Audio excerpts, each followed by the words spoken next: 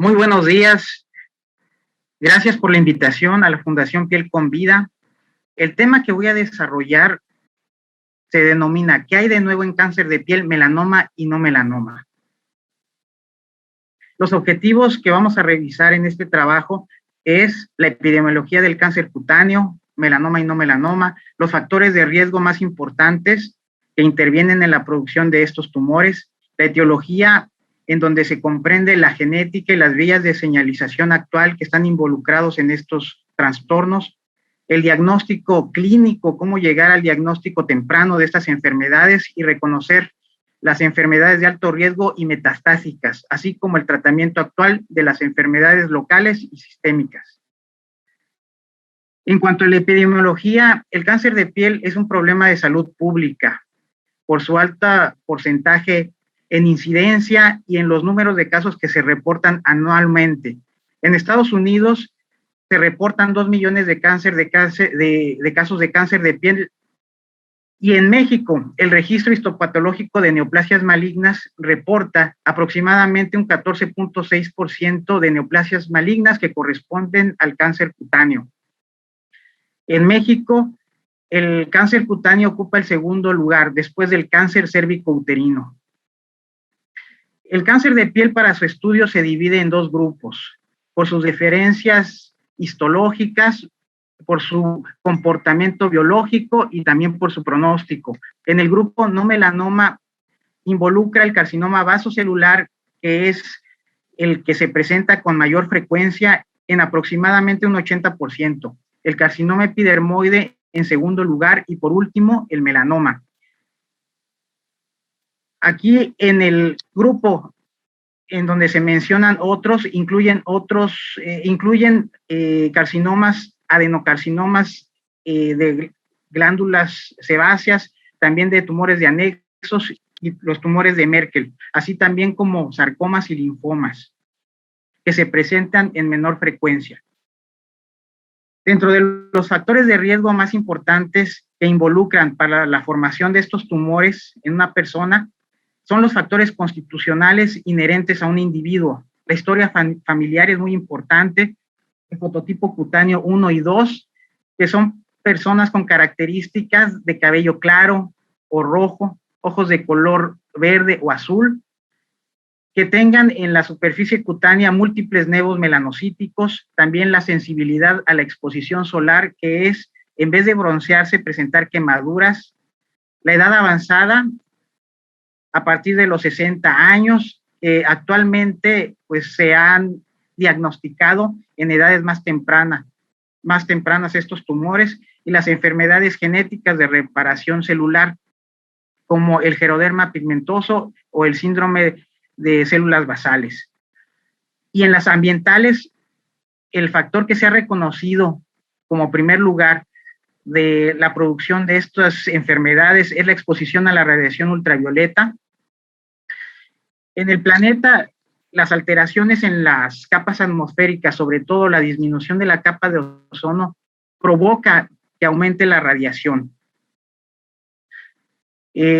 Las actividades también al aire libre, las ocupaciones laborales que nos expongan al medio ambiente, sobre todo en los horarios de 10 de la mañana a las 4 de la tarde, es donde existe mayor cantidad de radiación y nos predispone a la formación de estos tumores. También actividades recreativas como o estéticas, como la exposición a cámaras de bronceado, el uso de vestimenta no adecuada, no conocer las medidas físicas de protección, como el uso de sombreros, gafas, el uso de ropa adecuada de manga larga, también nos hace más sensibles a este tipo de enfermedades. Las exposiciones a las radiaciones son intensas y no importa el tiempo de duración. Las que son intermitentes son las que ocasionan mayor daño celular. Hay que reconocer y recordar que la radiación es acumulativa a nivel celular. La radiación ultravioleta tipo B es carcinogénica, causa mutaciones en los genes supresores de tumores, y la radiación ultravioleta tipo A también ocasiona alteración celular, formación de radicales libres y estrés oxidativo, disminución de la inmunidad cutánea también, que hace propensa a la producción de estos tumores. Dentro de los aspectos etiológicos, en el carcinoma vasocelular, la fisiopatogenia, pues la radiación ultravioleta afecta las células de las capas basales y ocasiona alteraciones en los genes FACH, que se ha asociado en los síndromes de nevos vasocelulares, también con alteraciones en las proteínas de SMU y la activación de la vía Heathcock, que actualmente es estudiada precisamente para el tratamiento del carcinoma vasocelular en su fase invasiva o metastásica. En el carcinoma epidermoide, las alteraciones de la radiación ultravioleta que ocasiona las células suprabasales o queratinocitos va a ocasionar alteraciones en los genes de supresión tumoral P53 en un alto porcentaje, también en la vía RAS y en los receptores de melanocortina y proteína P16. En el melanoma, las radiaciones ultravioleta ocasionarán alteraciones en los melanocitos. Se ha reconocido antígenos leucocitarios humanos y así como alteraciones en los locus del gen 9 en los casos de melanoma familiar. Ocasionan alteraciones en la proteína de diferenciación P16 y la activación de la vía MAP, que es una vía activadora de proteincinasas dependiente de mitógeno, que a su vez activará la vía BRAF, que actualmente lo presentan o se ha determinado que se presenta en la mayor parte de los melanomas, por arriba del 50%, y que también es una vía actualmente reconocida para el tratamiento de los melanomas en su fase de alto riesgo o metastásica. El diagnóstico de estas enfermedades es básicamente clínico. En la elaboración de una historia clínica completa, es importante el interrogatorio acerca de los antecedentes familiares o personales acerca de cáncer cutáneo, porque esto nos eleva todavía la sospecha diagnóstica, sobre todo en el melanoma, porque se presenta en un 10% de los casos en los casos familiares. También es muy importante los antecedentes ocupacionales, de actividades recreativas que tengan exposición al medio ambiente y sobre todo en los horarios de mayor intensidad solar, que son entre las 10 de la mañana y las 4 de la tarde. También es conveniente preguntar sobre los hábitos, el uso de ropa adecuada, el conocimiento de las medidas físicas de protección, como los sombreros, las gafas, el uso de la ropa de manga larga. Y también hay que preguntar sobre si tienen el hábito del uso del protector solar. Dentro de la exploración es importante realizarla completa, lo más completa posible, respetando la integridad del paciente. La exploración física debe de comprender los segmentos cefálicos, ¿verdad?, que involucra la cara, la piel cabelluda, el cuello, la región auricular, porque son áreas donde se asientan estos tumores, sobre todo en el carcinoma vasocelular. Se presenta en la región facial en un 70% y afecta la nariz o el área nasal en un 26%. En los carcinomas epidermoides, la región auricular es asiento de un 60% de estas tumoraciones, y el labio inferior, la exploración de las mucosas es importante, la cavidad oral completa, revisar lo que es el paladar, la región gingival, los labios, para la determinación y el reconocimiento de estas lesiones. Las extremidades, el tronco, es muy importante la exploración completa, si nos lo permiten los pacientes. La detección del melanoma es muy importante, y sobre todo en la región del tronco, en los hombres, y en las piernas, en las mujeres. En México, el melanoma se manifiesta en la región palmo-plantar y también en las uñas. por arriba del 30%, por lo que es conveniente la exploración de estas áreas. El estudio histopatológico es confirmatorio. Es necesario llegar a un diagnóstico celular porque nos va a dar la pauta para el pronóstico y el tratamiento de nuestros pacientes. En las enfermedades de bajo riesgo vamos a encontrar en este estudio que el tumor se va a localizar intraepidérmico.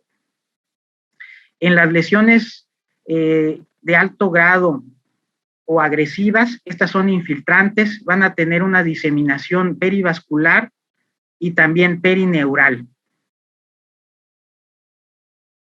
Aquí tenemos algunos casos, estas son lesiones pequeñas, son incipientes. Una paciente que empezó con esta pequeña pápula y que fue creciendo en el transcurso de los meses.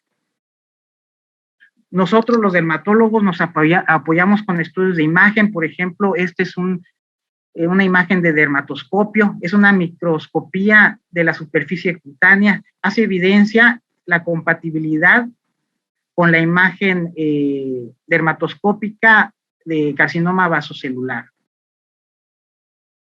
En una lesión pigmentada pequeña, en un acercamiento con la dermatoscopía, observamos pues que no depende de pigmento, sino que tiene características dermatoscópicas compatibles con carcinoma vasocelular. En el carcinoma epidermoide, regularmente estas se producen en lesiones premalignas, sobre todo en las queratosis actínicas. Las queratosis actínicas son lesiones precursoras de este cáncer epidermoide, y sobre todo en personas de edad avanzada, en áreas expuestas al sol, por ejemplo, en la cara, en el cuello, en el tórax, en la espalda, en las extremidades, en brazos, antebrazos y manos. Ahí podemos encontrarlas con mayor frecuencia. O en el labio inferior, como lo manifiestan en esta diapositiva, la queilitis actínica. Son lesiones precursoras de carcinoma epidermoide. El carcinoma epidermoide intraepidérmico, como en la enfermedad de Bowen, se manifiesta como una placa rosada, costrosa o con focos de queratinización. Esta es intraepidérmica y no sobrepasa esos límites, por lo que es factible resecarla con procedimiento quirúrgico. En el melanoma, pues hay que tomar los factores de riesgo que hacen propensos a padecer esta enfermedad, sobre todo la historia de melanoma familiar o personal, es muy importante. La presencia de nevos melanocíticos congénitos gigantes de un tamaño mayor de 20 centímetros, la presencia también de nevos displásicos adquiridos. Estos son nevos atípicos que se van a encontrar en personas jóvenes, en personas con fototipos cutáneos 1 y 2 o de piel clara. Estos tienen un riesgo aproximado de 6% de que evolucionen a melanoma, y los nevos melanocíticos adquiridos en un número importante, de una cantidad mayor de 50, hace más susceptibles a padecer melanoma a nuestros pacientes. En sospecha de melanoma es muy importante basarnos en la regla de ABCDE, porque nos permite reconocer en las fases tempranas este tumor. Aquí tenemos algunos casos. Este es un melanoma léntigo maligno. Como lo vemos, está localizado en la epidermis. Es una mancha, como la ven, asimétrica, de bordes irregulares, con diferentes tonalidades en su coloración y de tamaño mayor de 6 milímetros. Y probablemente en su evolución empiece a generar nódulos o un crecimiento vertical. Por lo general, estas lesiones, como el melanoma de extensión superficial, tienen un crecimiento radial en la epidermis y tardan algunos meses en evolucionar y tener un crecimiento vertical. La dermatoscopía es un instrumento básico para la detección de estas lesiones, de los tumores cutáneos, y sobre todo para hacer la diferencia entre las lesiones pigmentadas y no pigmentadas. Aquí tenemos la dermatoscopía propia del melanoma. Observamos pues el patrón irregular del pigmento, el velo blanco, áreas de regresión y también proyecciones digitiformes en lo que es el contorno de la lesión. El reconocimiento de las lesiones de alto riesgo es muy importante.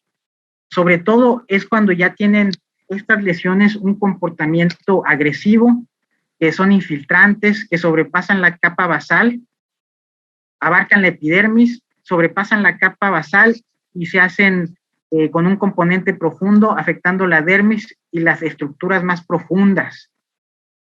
El carcinoma vasocelular y en el carcinoma epidermoide hay que considerar el tamaño, que sean mayores de 2 centímetros de diámetro.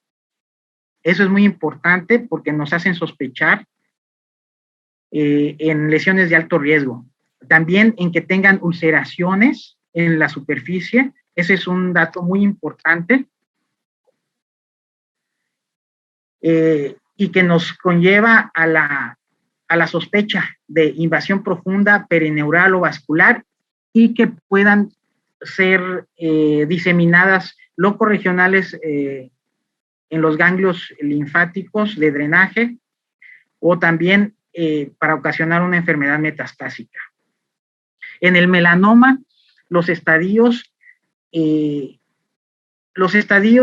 más graves son cuando sobrepasan un Breslow de 3 a 4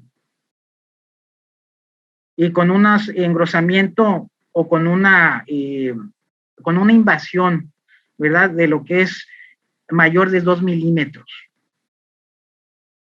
Aquí tenemos algunos ejemplos de lesiones de alto riesgo. En el carcinoma vasocelular, este es pigmentado. La zona de riesgo es la localización anatómica, que es periocular.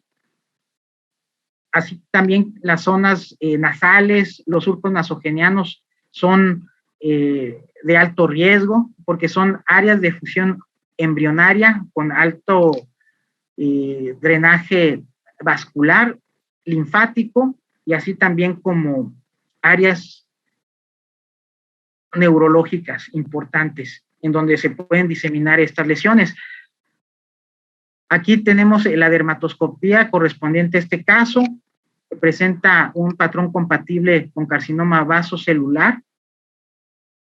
En las variedades esclerodermiformes, infiltrantes, aquí vemos esta placa, que ya no se reconocen los bordes, ¿verdad? Y que son las variedades infiltrantes, las más agresivas. O las que son destructivas desde un inicio, como el Ulcus rodens. Estas se presentan ulceración desde el momento de aparición y destruyen el tejido circundante.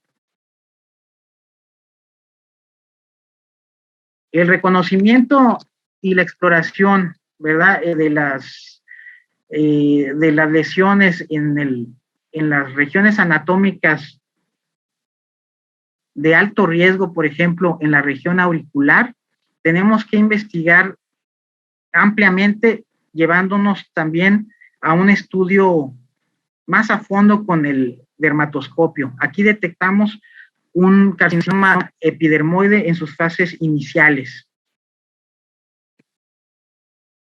Este es más evidente. En este caso observamos un carcinoma epidermoide ulcerado. Estas lesiones que son de gran tamaño, que sobrepasan los 2 centímetros de diámetro, que están ulceradas, es conveniente la exploración ganglionar regional, porque estos tumores tienen un potencial de hacer metástasis muy alto, o en la región del labio inferior también. Aquí observamos la lesión tumoral ulcerada y el labio es una región de alto riesgo. En el melanoma, esta lesión tumoral, esta es una región plantar. Aquí el diagnóstico pues es evidente, ¿verdad? Ya observamos la masa tumoral con un crecimiento importante y las áreas de pigmento que están alrededor de ella. Por eso es muy importante la exploración de palmas, plantas y también las uñas. Aquí tenemos un melanoma ungueal, es una melanoniquia estriada y con el signo de Hutchinson, que hay una diseminación periungular. Entonces, el diagnóstico de estas enfermedades de alto riesgo, pues nos conllevan, ¿verdad? El estudio histopatológico, aquí vamos a corroborar, ¿verdad? La estirpe celular, que es infiltrante, invasiva. En el caso de carcinoma vasocelular y en el epidermoide, es conveniente realizar la ecografía o el ultrasonido ganglionar con toma de biopsias, radiografías también como estudios de extensión para determinar diseminación pulmonar, las tomografías simples o contrastadas para observar si hay diseminación ósea, cartilaginosa o también en la enfermedad metastásica con diseminación de hígado, pulmón y cerebro, resonancia magnética para evaluar los tejidos blandos y también los nervios de gran tamaño. Y la tomografía con emisión de positrones en forma general se ha recurrido o se ha solicitado mucho como un estudio de extensión porque nos detecta las metástasis. En el melanoma es algo diferente porque ahí se determina el ganglio centinela, la localización del ganglio centinela por medio de 3 métodos principalmente, la linfocintografía, el azul de metileno y por medio de la gamma cámara o rayos gamma. Tienen una sensibilidad en su conjunto de casi el 100%. Cualquiera de estos métodos son muy sensibles y específicos para la detección de una enfermedad ganglionar. También se hacen estudios de extensión con radiografías, tomografía simple y contrastada, resonancia magnética, tomografía con emisión de positrones, y la deshidrogenasa láctica es un estudio sanguíneo que nos permite evaluar la carga tumoral en los estadios avanzados de esta enfermedad. El tratamiento en el carcinoma vasocelular y en el carcinoma epidermoide coinciden en las variedades de bajo riesgo o de localización intraepidérmica. Podemos ocupar la electrodesecación, el curetaje, la criocirugía, la terapia fotodinámica o también la quimioterapia tópica con 5-fluoracilo o imiquimod. Es recomendable que en el carcinoma epidermoide la quimioterapia solamente sea utilizada en las lesiones precursoras, como en las queratosis actínicas. La cirugía es el tratamiento, pues, en estos casos curativo, cuando es una lesión de bajo riesgo y localizada en la epidermis, in situ. Y actualmente la cirugía micrográfica de Mohs es muy usada en los centros hospitalarios grandes que tienen esta tecnología. La cirugía micrográfica de Mohs nos ayuda a preservar el tejido sano, nos permite hacer resecciones más controladas, ¿sí? Con márgenes menores, pero libres de tumor. En el melanoma, pues en las variedades localizadas o in situ, la cirugía convencional es el tratamiento de elección, con bordes de 5 milímetros de seguridad, sobre todo en los tumores que se denominan T1 en la clasificación. Y la cirugía fibromialgia de Mohs igualmente, ¿no? En estos casos, pues ha tenido un resultado excelente y una sobrevida mayor en estos pacientes. La radioterapia en forma general, pues se usa para los pacientes de edades avanzadas, que no son candidatos a cirugía, que el tumor sea demasiado grande y que pueda dejar secuelas estéticas o funcionales. También se puede ocupar como coadyuvante en la cirugía. Y principalmente en el melanoma como un tratamiento paliativo. El tratamiento ha evolucionado en este tipo de tumores, sobre todo en los que son de alto riesgo y de enfermedad metastásica. En el carcinoma vasocelular se han utilizado recientemente los inhibidores del factor de crecimiento epidérmico como el cetuximab o las moléculas pequeñas que bloquean la proteína SMU como el vismodegib, con una importante sobrevida de estos pacientes y sin los efectos adversos graves de la quimioterapia. Actualmente están en protocolo de fase 2 la inmunoterapia con inhibidores de la proteína de muerte celular y su ligando, el semiplimab. En el carcinoma epidermoide, la inmunoterapia es prometedora con una mayor sobrevida en nuestros pacientes, evitando la quimioterapia de los derivados de platinos con los efectos adversos que estos tratamientos conllevan. También como segunda opción, los antirreceptores del factor de crecimiento epidérmico como el cetuximab, erlotinib, y en pacientes trasplantados, el sirolimus. Son prometedores para los pacientes de alto riesgo y enfermedad metastásica. En el melanoma